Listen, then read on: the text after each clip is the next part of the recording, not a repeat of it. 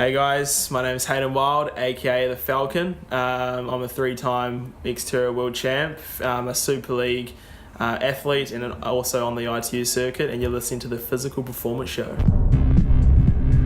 the winner is... Failure is not an option. I've had my ups and my downs.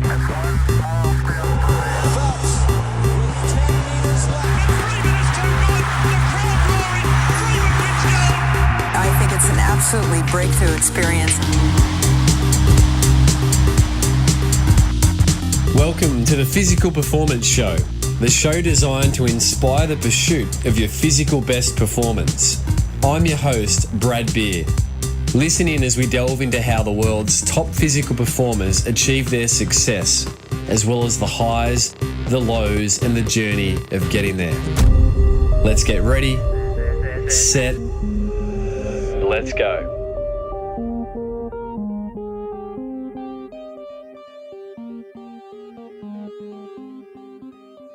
Welcome back, or welcome to the Physical Performance Show, brought to you by the Gold Coast Marathon and Pogo Physio. I'm Brad Beer, sports physiotherapist by trade and training, and founder of Pogo Physio.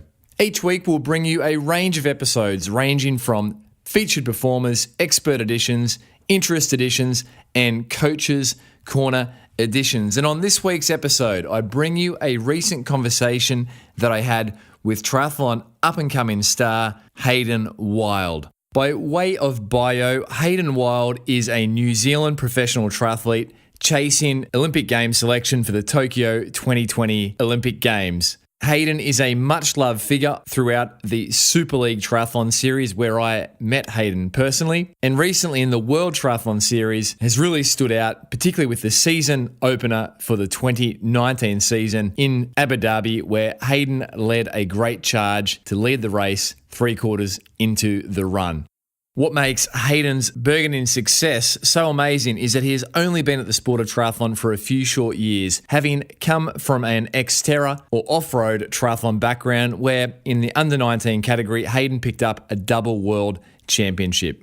Hayden has a nickname, the Maltese Falcon, and he's one of the happiest go-lucky guys on the circuit of the World Triathlon. But behind the charm and the smiles, Hayden has endured real personal hardship, which he touches on today through the tragic death of his father when he was just a young man and the subsequent impact that that has had on Hayden. We touch on the highs, the lows, and of course the learnings, and we were privileged to have Hayden's coach, Craig Kirkwood, join us at the time of the recording. Craig himself, a Commonwealth Games distance runner from New Zealand, who shared some great coaching insights. This is my conversation with Hayden Wilde, New Zealand professional triathlete.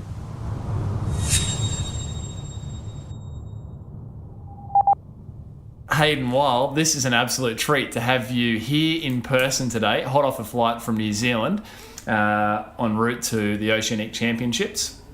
And you've got yourself today and Coach Craig and Kylie here with us as we record. So tell me one thing, Hayden Wilde, or the Falcon as you're affectionately known, what's one thing you're learning at the moment?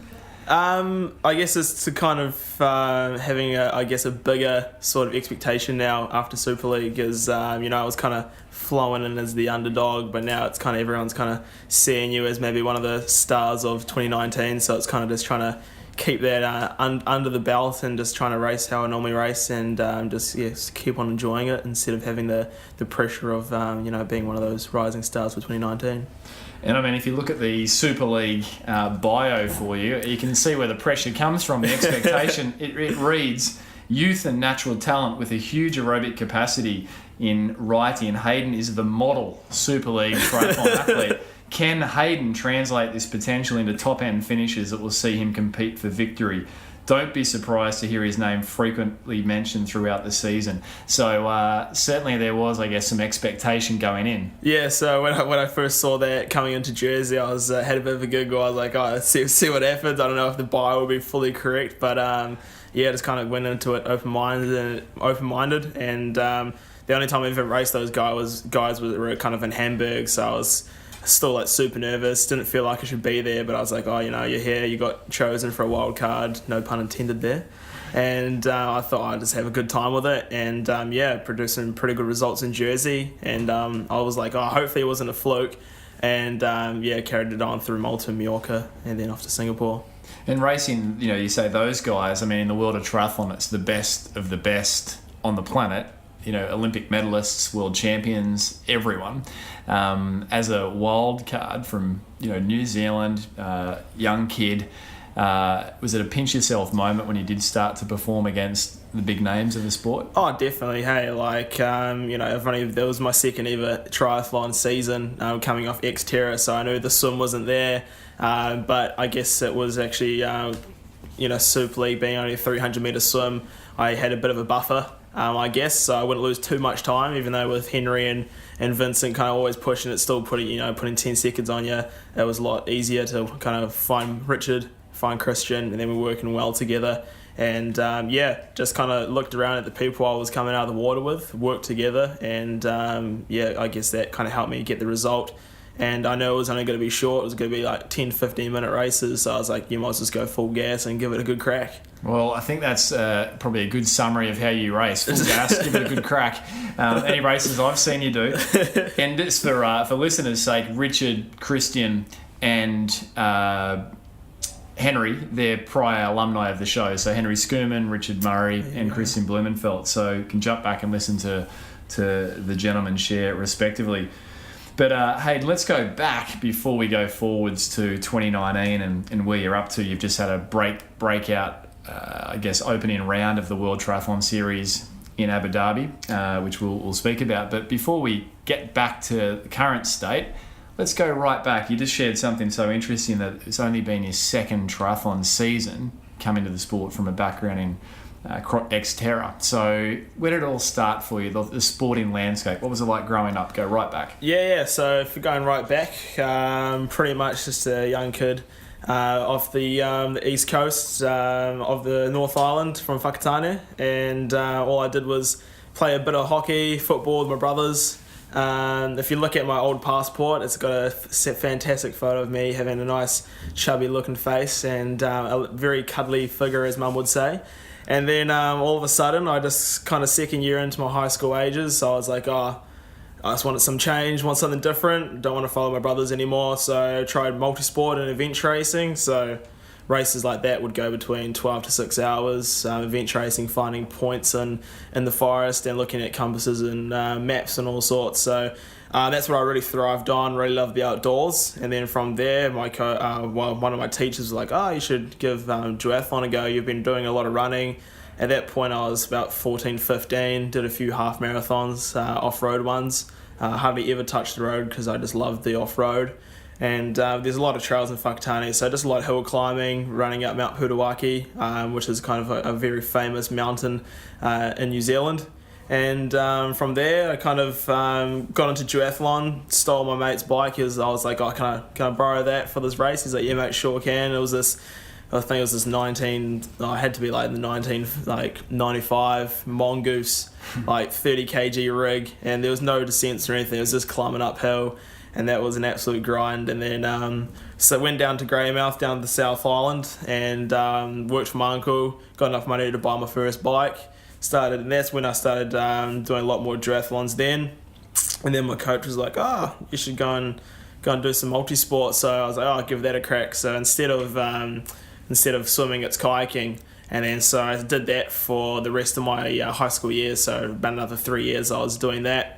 And then from there, did the coast to coast and multi kind of day races as well, like Red Bull Defiance, and about 3 times in the New Zealand National Multisport Champs, and was quite successful, winning every year from 2013 on to about 2016. So got a few titles from there, and after the Coast to Coast World Champs, so that's kind of the Multisport World Champs, getting the win there, I decided to kind of give it a move to XTERRA. So yeah, my teacher was like, go for get in the water, have a good, give that a crack. So never swum a day in my life. All I went down to was bike down to the wharf, do some bombs, and the only kind of swimming you got was kind of swimming in rapids and all that sort of stuff and going with the current. And then so I got in the pool and I thought 2k a day or 2k for like maybe twice a week in the pool was, that should be right.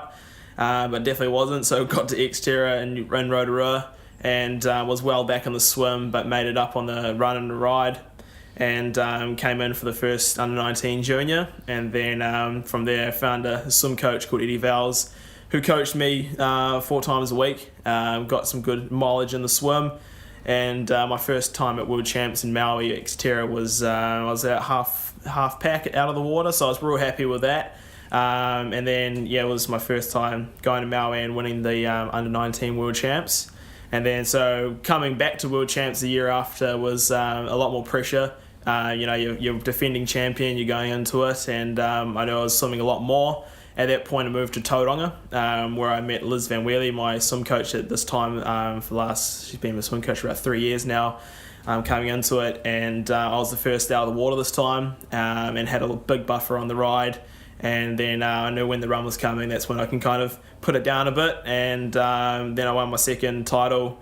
And then from there, it was about 2 months after, we actually went to Lake Krakenback up into the Snowy Mountains in Australia. And I won the cross-country ITU. So it's pretty much like XTERRA, but under ITU banner. So I won the under-23s there. And then from there was pretty much the slight transition to ITU. So we're talking probably now about 2017 at this point. And then that's when I raced. Actually, the first time I met kind of Craig and heard about him was at the this half marathon in Hawke's Bay, and we always have a bit of a laugh about it because he kind of went down there, so there's not many people there, should be some good easy winning money. And then this kid just kind of sat on the back of him, and I knew this thing called the CK Surge. So when I saw it happen, I was like, no, I got to block this. And then we just had a massive fight all the way down to the end, and just got him at the last few K when we were going through the vines because he had a little bit of a trip up. And then from there I got told there was 2 triathlon coaches at that point.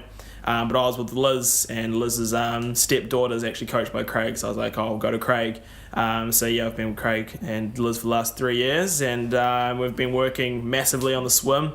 So my first ever ITU season, we went to Japan and kind of really started working over there, more kind of swim based. So I wasn't running much, wasn't really riding that much. But the swim was like, if you're not in the swim pack, you've got no show. So it was 2 years of just complete grind, 30 plus K a week, double swim days. Mentally, it was pretty intense. But after that 2 years, the improvements came massively. And last year was my first ever time in Europe, and then getting my first World Cup podium in Cagliari, and then having a pretty consistent season, not getting out of the being out of the top 10 since July last year.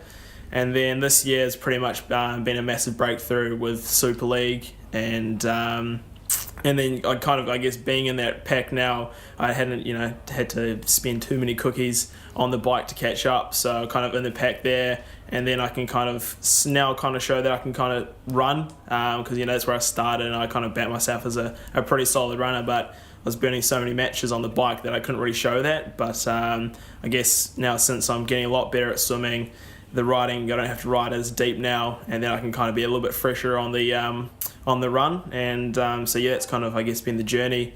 And getting a top 10 in the WTS and leading for about 4K of the race was pretty awesome.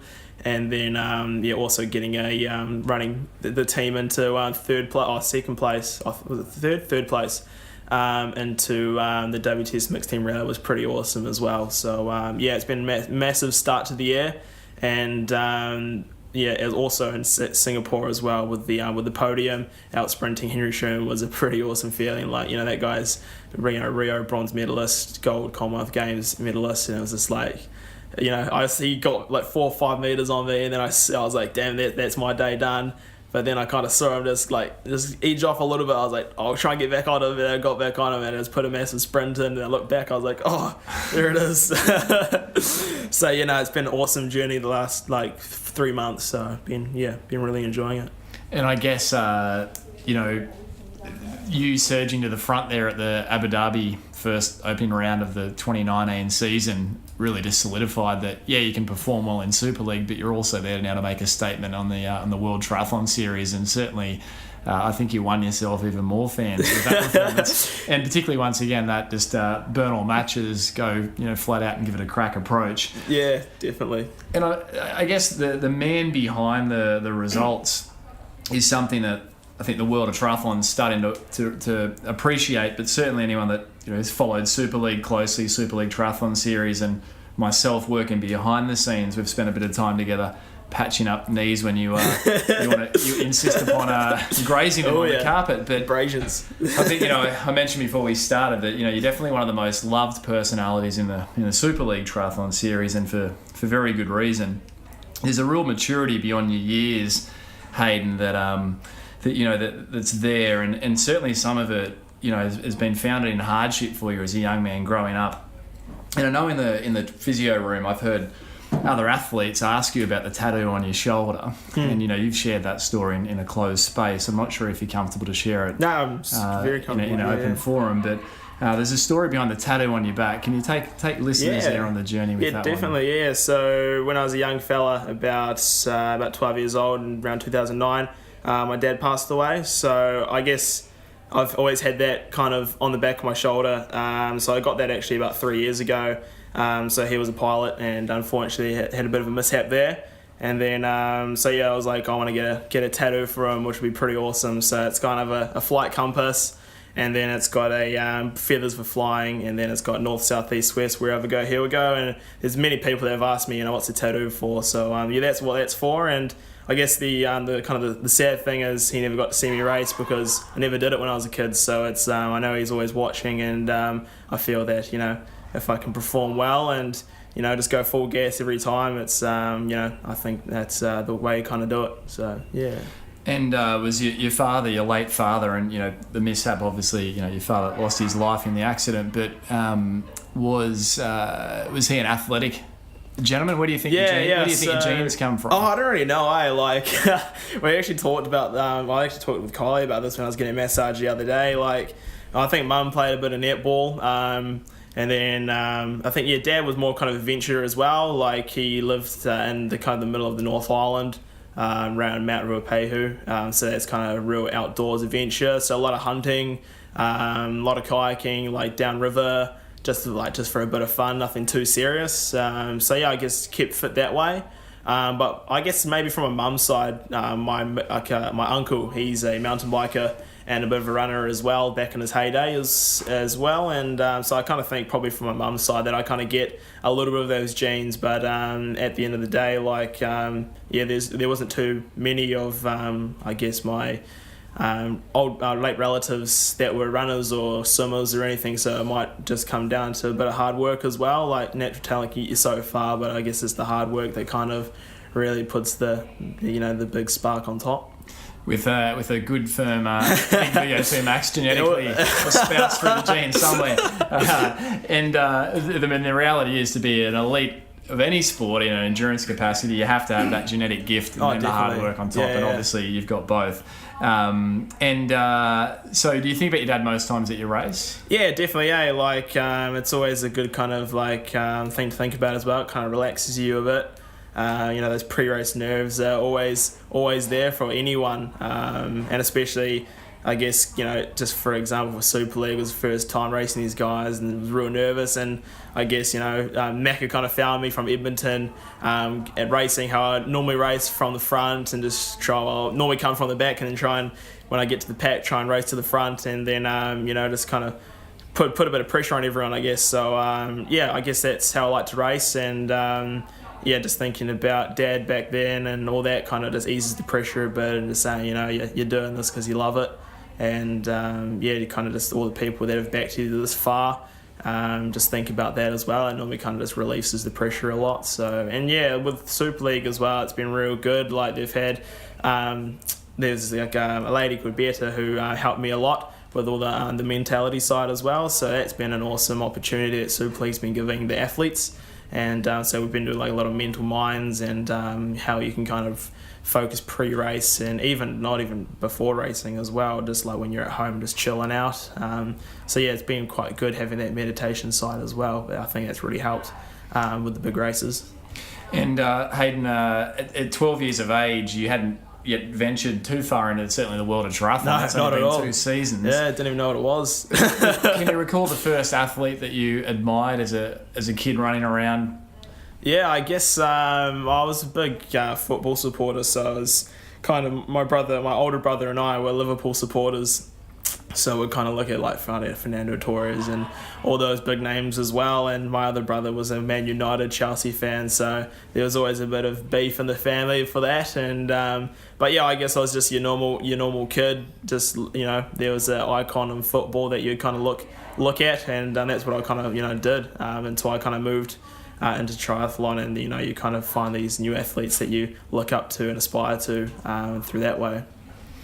What would you say of all the things you've achieved? I mean, double world champion in the XTERRA under-19s, multiple national titles, podiums in the Super League.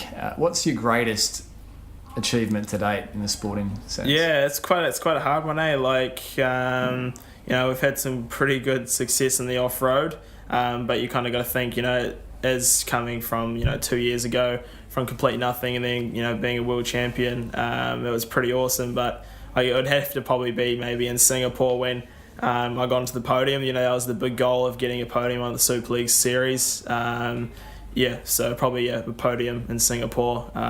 Just getting on top of Henry, and I thought I could probably hold on to Tyler and Johnny, but I kind of the second lap. That's when I put a big kick in, and Johnny responded, and then it all kind of stopped a little bit, and then Johnny put a big kick in for like 500 meters, and I just didn't have the heat to respond to it. So yeah, no, it was definitely probably that. It was probably that third place in Singapore. And what would be the darkest day in your athletic career to date? There's probably Worlds last year with the mixed team relay. So we got disqualified at the end of the day. So we came in, had a big sprint with Leo Bourget. I've had many of them with him, and we actually got the win, but we got disqualified because I accidentally missed the cone coming into transition. So I guess it's like the worst thing about it was it wasn't an individual mishap as by yourself, because when you mess up by yourself it's not too bad, but when you let the team down it's just feels a bit more of a burden, letting the whole team down, and getting potentially a gold at under 23 world champs as a mixed team relay team, and we all put a massive effort in, and then getting told 10 minutes after you got disqualified was pretty dark, eh? So yeah. Do you feel, New Zealand's legacy in the sport of triathlon in particular is so rich, with world champions, Olympic medalists.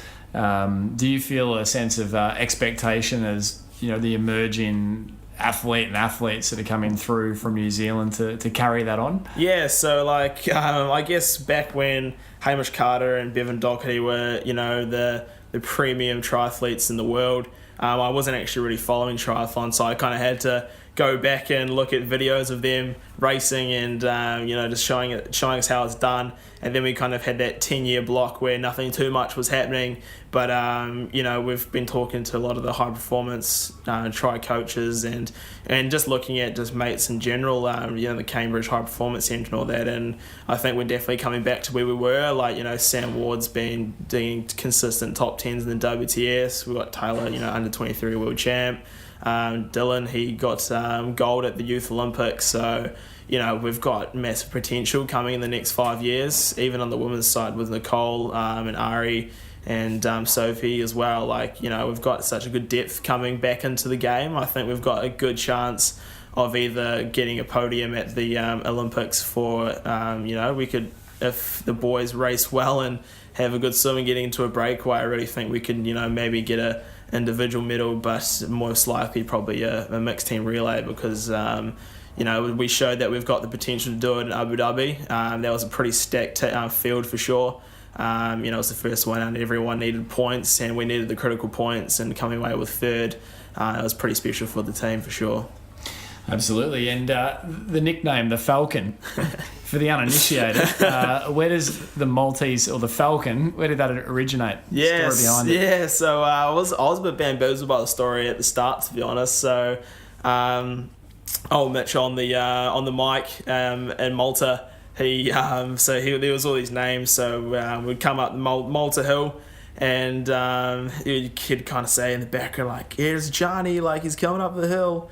And then he'd talk about, Richard, and then Vincent off the front, and all those sort of guys. And then there's this one, this was actually in the time trial when on the Sunday when we were all handicapped, and there was like a group of 6 out front, and I was just off the back. And then all I heard was just like, oh, here comes the Maltese Falcon, he's nearly on the back, and no one kind of knew who the heck he was talking about. And then so the next few laps came, and I was getting closer and closer, and when I got on, he was like, oh, the Maltese Falcon's made it on the back. And I was just like, I have no clue where I got their name from, but I'll just play with it anyway. And then I was like, so finished the race, and I kind of went over the finish line and did the whole flappy wings kind of eagle falcon sort of thing, and then so it kind of just stuck, and used it in the kind of the next 3 races, and it's kind of just stuck ever since. And I kind of talked to him out the back, and I was just like, oh, like what does it mean? Like, what does this Maltese Falcon even mean? Like, so there's actually like a movie about it, and there's this kind of like underdog sort of pilot, and he's like one of the best pilots ever, but he did everything kind of solo and by himself. And he would kind of fly out, and then he would kind of come behind from everyone and kind of take everyone down. And so I think that's what he kind of said I was trying to do in Super League. So that's kind of where it came from. And then the last kind of, I get like things from Tommy and Severus and whatnot, and he's like, oh, here's a link to what actually the Maltese Falcon was. And then everyone was showing me. I was like, I've seen this movie about 3 times now, but it was just pretty crack up. So I think it would stick, and I think it's not too much of a bad name. So it's a great little brand name. Yeah. And that was Mick Gillum on the microphone in the Super League Triathlon in Malta there, and I think it's a good description. Yeah.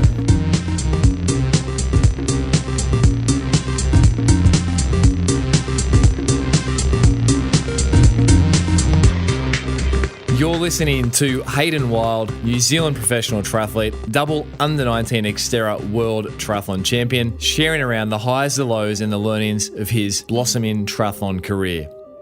Support for today's show comes from the Gold Coast Marathon. Just like the Physical Performance Show, the Gold Coast Marathon encourages runners of all ages and abilities to push their boundaries and strive to complete a personal challenge. The Gold Coast Marathon is held annually on the first weekend in July and is a must-do event for any budding athlete, weekend warrior, or family looking for a challenge to complete together. Run for the good times at the Gold Coast Marathon. Visit goldcoastmarathon.com.au. Support for today's show also comes from Pogo Physio. We exist to help you get back to your physical best following injury. We want everyone who walks through the doors of Pogo Physio to complete their rehabilitation, get back to their physical best, and in doing so, cross their physio finish line. We do not want to see you for a single session more than what you need or a single session less. We just want to ensure that you get back to your physical best. And it all starts with our comprehensive 1-hour initial appointment. Don't forget, we offer Skype consultations, which are very popular for some athletes interstate and on the global stage. Jump over to pogophysio.com.au. For now, let's jump back with Hayden Wilde on this featured performer episode of the Physical Performance Show, sharing on his highs, lows, and learnings of his career to date.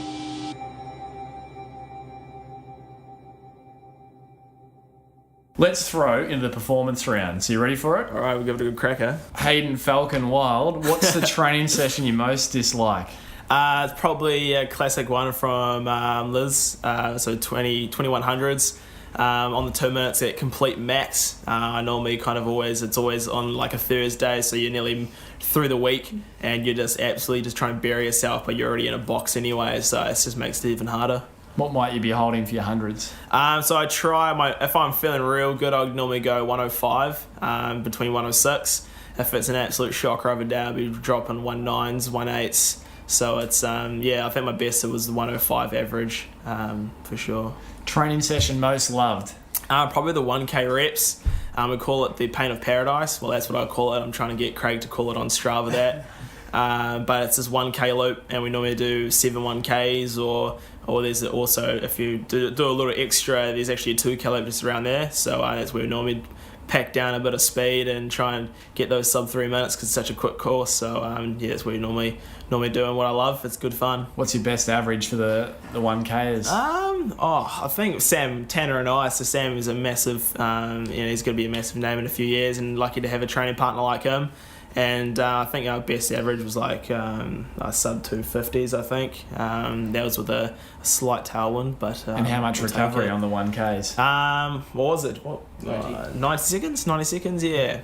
So it was. Ours by the 7th one. We were having a bit of a talk on the grass. Favourite pre-race meal? What fuels a Falcon? What fuels a Falcon? Probably a bit of salmon with a bit of broccoli on the side with a bit of kumara for overseas viewers. That kumara is a sweet potato.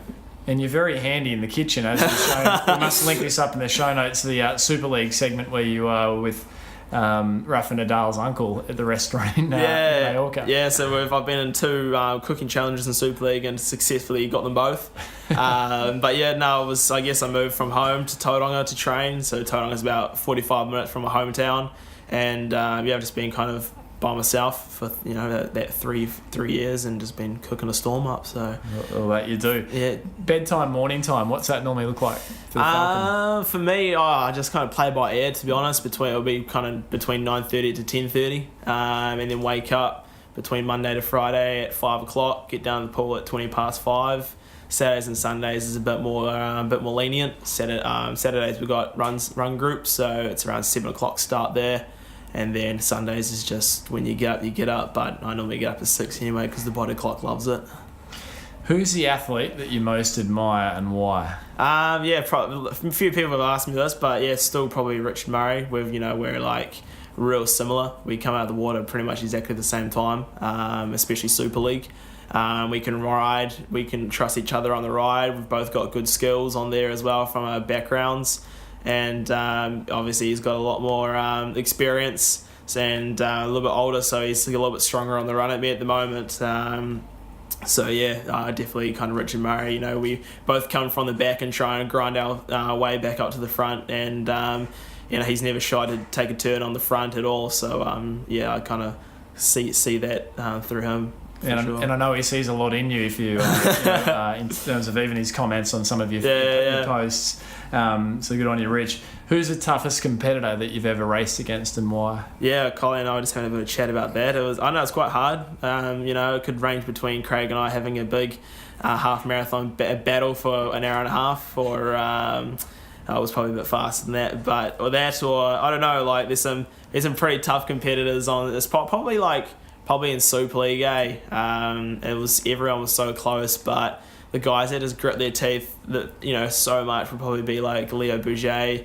The guy was running in bare feet, and I guess we're kind of that close age bracket, so we're the guys that were the youngest on the field, and we were quite close to each other racing, so it was kind of, I guess, that young kind of blood where I want to be the youngest to win, or he wants to be the youngest to win. So it was, probably Leo Bourget, because every time I look back on the shoulder to try to drop him, he was there. Every time he would try to drop me, I was there, and it was a pretty good battle. We always had a battle, so I really enjoy racing him. Should be a good joke there, the French and the Kiwi. Is there a mantra that you use when you race or compete? Regular one. Some regular self-talk, what would it be? Craig always gives me a... it's every time he said it, it hasn't really worked out, but it's happened. It's worked once, but it's you don't stuff up. But yeah, I don't use profanity on the podcast, but we'll just say it starts with an F and then don't mess it up. So I always try and take that on board. Best recovery tip? For me, a bit of we've got this thing called Whittaker's. Everyone knows what that is, hopefully. Whittaker's chocolate. But they've made a chocolate milk out of it, but that's when I'm at home, I get to have a chocky milk and probably a 20-minute spin on the bike and then finish off with a jog for me. Worst injury, what's that been? Probably a knee injury. It was kind of when I had growth pains, so I was out for about half a year. We kind of put it down to growth pains and then it disappeared, but I've been injury free for about 3 years now, so it's been good. No injuries for 3 years. Nah. Wow, that speaks volumes to the work that you're doing. One word to describe your racing style? Aggressive. How would you describe Hayden Wilde being in the zone? I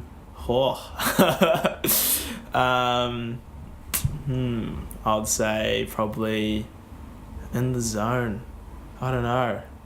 I just love to have a good time. If you kind of see me in the zone, you give me a wink, I'll give you a wink back. And when was the last time you were in that zone? It was probably in New Plymouth. It was actually real cool because my brothers were all there, and they had all these like billboards, and it had like the Falcon and all this sort of stuff on it. And I could hear them every time I'd come around, and they were on one of the climbs, and they were just going crazy, and they were giving me like a big clap and go boy, and I looked at them and just smiled for about 5 seconds, and I was biking, and then I saw them, I was just like had my head to the side, I was still biking up the hill, and I just smiled at them for about 10 seconds. So whenever I have a smile on my face, I know that I'm in a good space, and just focused and ready to go. Well, having watched you from the outside and knowing that you're in that special place, it is actually something that you say that it does stand out about your performance. You might be in the Hurt Locker, but you can always throw a smile. Like I guess it was like I guess everyone kind of first saw it, and probably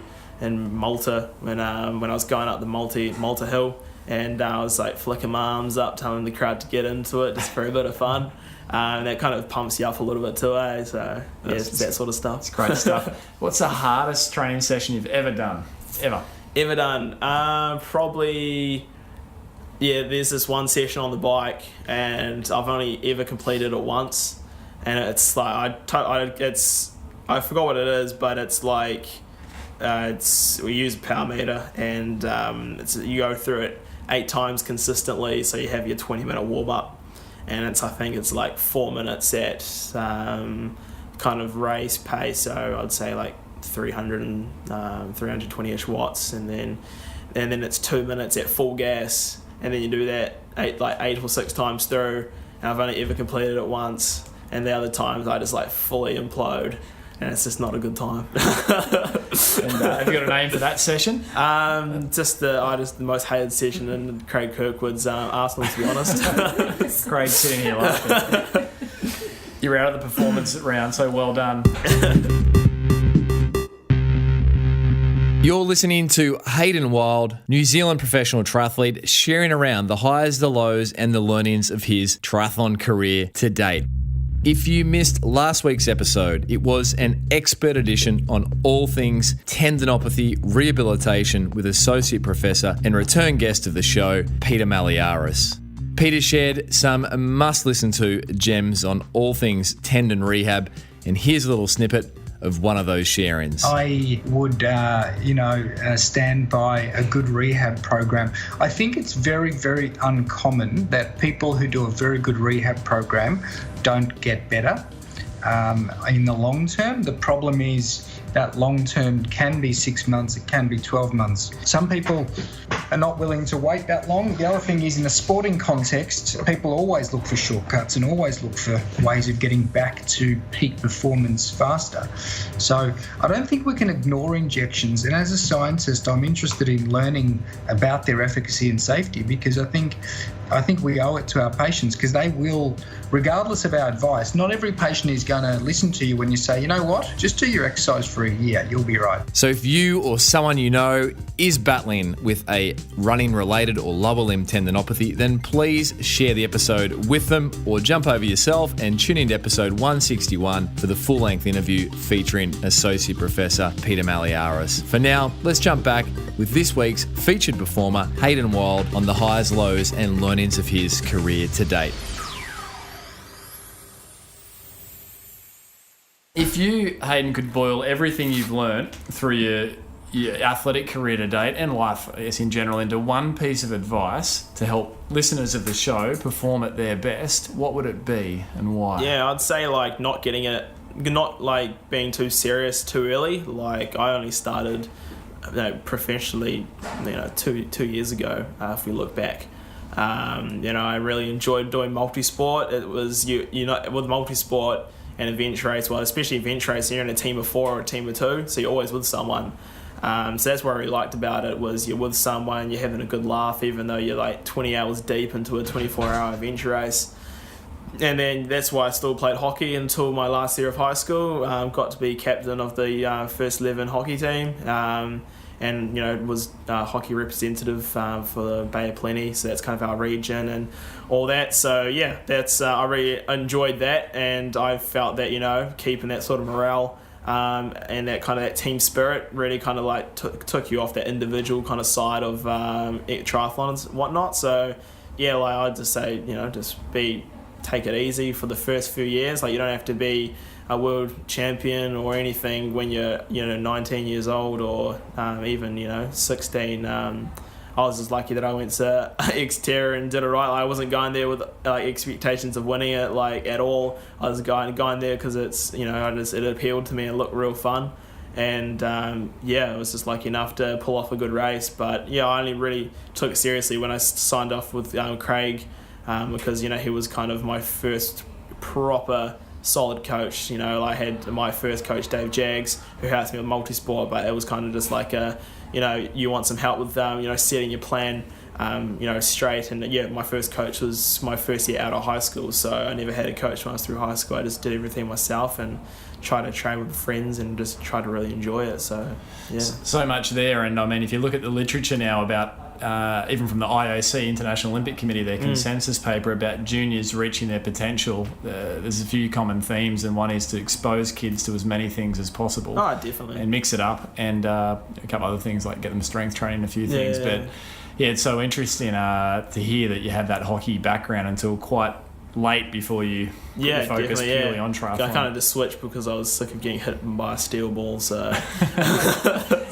and now hopefully not too much, but you stay upright and don't get hit by the bitumen. Yeah. Fun question, personality question. If you could have dinner with 3 people, living or past, who would be at Hayden Falcon Wilde's table and why?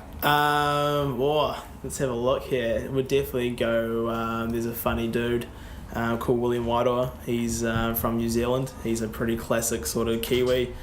He's got an Instagram page that's just hilarious. Some real good quality banter on there.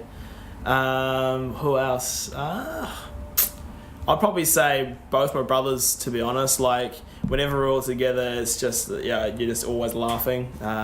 So you're probably those two as well. The younger or older? Older brothers, yeah. So when all 3 of us are home, Mum's got no chance at all. So I really enjoy that. So and your brother's athletic like yourself? Yes. So my brother actually just got a contract over to the UK for cricket, and my other brother was plays football. And he could have gone to the UK as well, but stayed home and became a builder and went to Camp America. So yeah. So very talented family. You've got a lot of people in your world, Hayden, trying to steward your potential to see it realised in full. Who are you've got some great sponsors and supporters behind you. So who makes up your team? Yeah, so looking at like a management side, I've got Craig Kirkwood.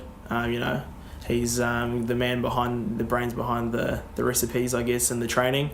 And with Liz as well, so that's really good how they work together, and especially when we only live, I live at Craig's at the moment, but Liz, my other coach, lives about 500 metres down the road, so we're all real close.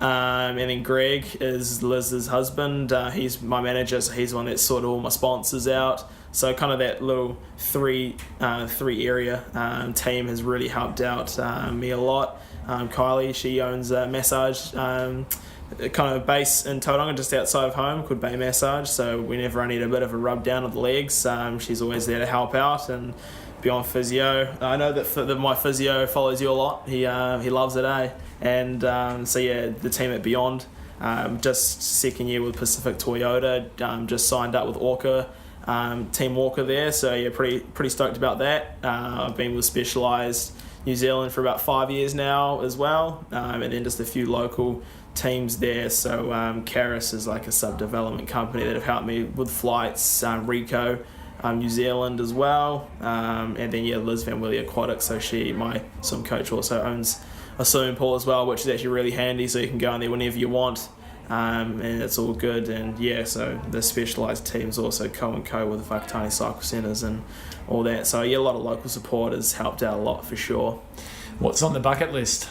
What's on the bucket list? Well, Craig mentioned to me I've only got 5 years until I could win Ironman New Zealand, but we'll see what happens about that. But it's probably chucking an Ironman New Zealand or something like that one day. Like I've come from endurance racing, and it kind of I've done a few halves before, but I'd love to give an Ironman a go. I've heard Roth is pretty sweet, but definitely first Ironman I'd have to do would be Ironman New Zealand. I was actually born in Taupo where the event is, so it'd be pretty cool to actually race in your real hometown and have a bit of fun with that. And there's we spoke about the Olympic distance race in depth in New Zealand. The amount of champions that New Zealand's bred in terms of the iron distance is remarkable. Renzo and Cam Brown's still there kicking. We actually had a massive laugh about it.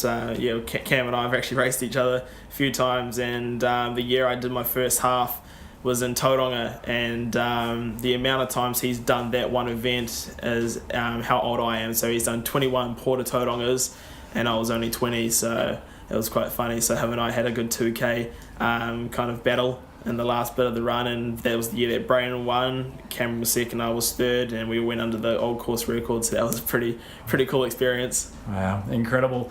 We've got your coach here. I think it's worth asking Craig. It'd be rude not to. What Craig believes are Hayden's best 3 attributes as an athlete? Well, good questions. Yeah, so huge aerobic capacity is one of them. Desire to win and not being afraid is probably the 3. He races with a style, as you've all seen, not afraid of reputations, just gets out there and gets after it, and just wants to throw down. So, yeah. And the huge aerobic capacity, I think it must be monstrous. Has it ever been measured? Yes, it has been measured, yep. It is monstrous, yeah. Not for public consumption. Yeah. No, we'll keep it under wraps. Yeah, I can imagine. And Craig, you said the go after attitude doesn't care about reputations. Yep. Where do you think that comes from? I don't know, actually, but that's something you can't coach. That's something that's just innate. I think you just have to find an athlete who has that, and if they've got it, then they're always going to go well. Yeah.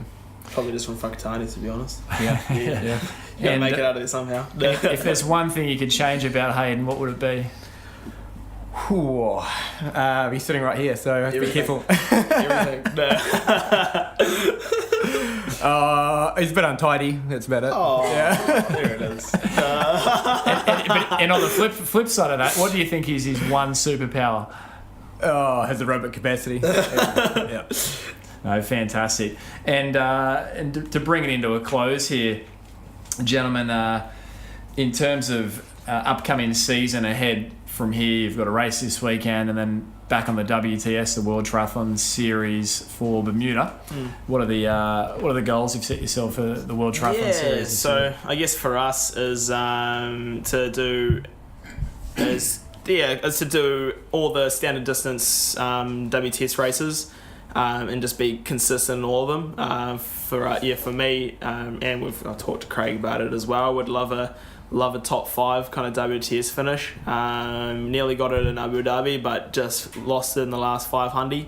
But yeah, just be really consistent, have a good year, help the New Zealand team qualify for the mixed team relay. That's been the big goal for us, is just having a solid year for the New Zealand team, and just for me, just contribute as much as I can to the team. Because it'd be pretty gutting if we couldn't get a team there, but right now we're racing well and we're in a good position, and and if I can qualify myself individually, why not give it a go. But I'm just out there to have a bit of fun, meet new people, go to new places. First year on the WTS circuit, so you might as well go there full steam.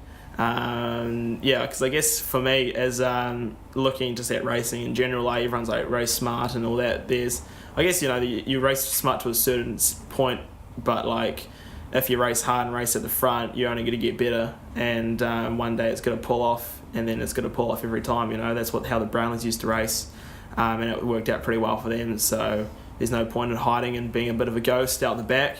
If you're out the front and working the pack and not always driving it, but just being in that top 5 and kind of being aggressive. It might look like you're doing a lot of work, but you're probably doing as much work as the guy behind you, because you're out the front. You don't have to put 200% through a corner. You're only putting 100% through, so the peaks aren't as high and all that. So I think just grab the bull by the horns, go to the front, and just have a good time with it. Yeah, it's just like in Abu Dhabi, I kind of forgot that I was racing an ITU 5K instead of a Super League mile, so just really enjoying it. Hey, but it was spectacular.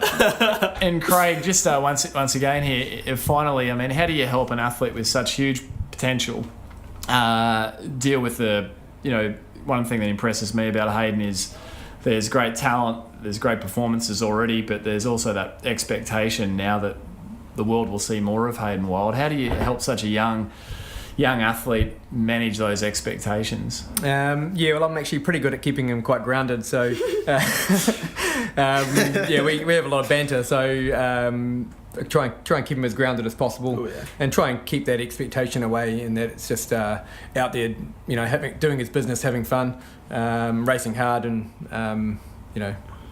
trying to finish as high as he can in those races. So. It's been the goal. Like every time I've kind of gone to the front, taken risks. Those are the races I've done the best at. Like the races that I've kind of sat in and not really, just trying to conserve, I haven't done as well. Where the races that I've kind of gone to the front, Abu Dhabi, my first World Cup podium in Cagliari, every race that I've done well and I've gone from the front on the run. And I guess it's just like getting that extra morale boost, going to the front and just getting a bit more intensity in the front, there's no point in, as I said, sitting behind, just push the pace and let the others hurt, and if you're hurting, surely the other guy's going to be hurting, so yeah. If you're hurting, surely the other guy's going to be hurting. Except for Christian though, Christian Blumenfeld's got that guy's a capacity, he's got capacity like no other. Finish these sentences. The most important thing in life is? Peanut butter. What drives you to work hard? Craig Kirkwood. Coach, where does pressure come from? Where does pressure come from? Winning. What's the pressure from winning, do you feel? I think it's if you win one race, you want to be, you think you want to win the other races. Haven't been there yet. Well, I guess coming from XTERRA, I was undefeated on the off-road, then coming to ITU was just whoa, these guys are, they mean business. So I was kind of just as Craig said, just, chopping it down a bit and just refocusing and, just start from where you can kind of start and just work from there. So, I guess once you win, there's a lot of pressure for you to perform well at the next few races. So I guess coming into Bermuda, you've got kind of a target on your head, you've raced well, you've shown you can race well, but you don't want to kind of fizz out, I guess. So it's there's that bit of pressure there now, but it's also cool. I love a bit of pressure too. So finally, what mistakes are you afraid of making? The probably mistakes I'm afraid of making is just not going hard enough. I hate just going after a race and knowing I could have gone harder. It's happened to me in a few races, and I'm just dark for 4 days after. I know there's a few times where I got out sprinted. That was probably in Cagliari. Even though I got second, I was still pretty dark because I knew that I should have just held on. I was stoked to get a podium, but I should have just held on. So there was a few races that that you could have done a lot better, but you just held back a little bit. So it's definitely the fear of just not giving it hundy, giving it the full jandal. And for overseas listeners who are a bit lost with jandal and hundy, can you decode? Yeah. So jandal, just giving it 100%, no matter what. So that's a New Zealand, I guess, nearly an Australian sort of saying as well. Give it the full jandal. Hayden Wilde, you're a fun athlete and someone that's obviously on the rise. So wish you all the best for the year ahead and the Tokyo Olympics 2020. And thanks for stopping by. Yeah, thanks for having me, Brad. It's been a pleasure as always.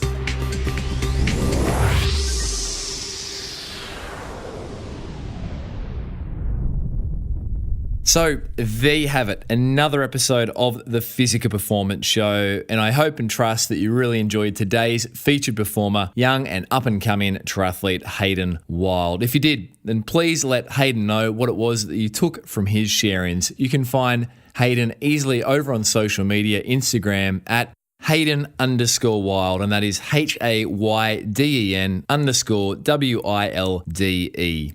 Don't forget to check out some great footage of Hayden racing the Super League Triathlon series over on YouTube. Just search for Super League Triathlon and you can view the Maltese Falcon in fine form. Now, we'll hook up some of those links in the show notes available over at Pogo Physio. A big thanks to those of you who have been hitting subscribe to the show. It's the single best way to help the Physical Performance Show reach more people just like yourself looking to pursue and perform at their own physical best. So thank you for hitting that subscribe button. Massive thanks also to those leaving reviews over on iTunes. The feedback is always wonderful to get in any way, shape or form. I read all the reviews myself, and this week I want to give a big shout out to Kuko84. Kuko84 rated the show 5 stars and commented, "My triathlon coach recommended I listen to the Physical Performance Show podcasts, and I haven't looked back since. Great content, very informative and inspiring, and definitely helps get me through those longer wind trainer sessions or long drives.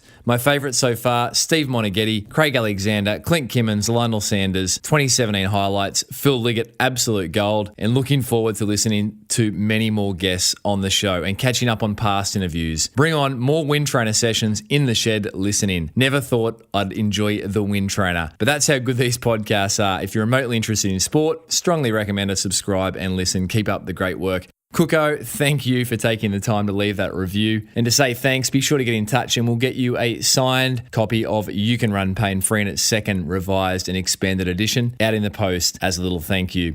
Talking about thank yous, another massive thanks to this week's show sponsor, the Gold Coast Marathon. They really do make this show possible. And if you are looking for a great mid-year event in Australia, look no further than the Gold Coast Marathon. Select from junior dashes right through to the full feature-length IAAF Gold Standard Marathon. I'll be there, so if you are running in the Gold Coast Marathon 2019, be sure to come and say hi at the Pogo Physio tent or drop me a message over on social at Brad_beer.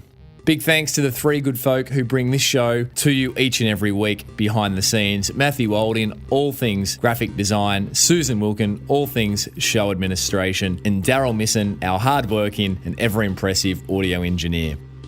Now, coming up on next week's episode of the Physical Performance Show, we throw over to another featured performer, and this time we go skydiving.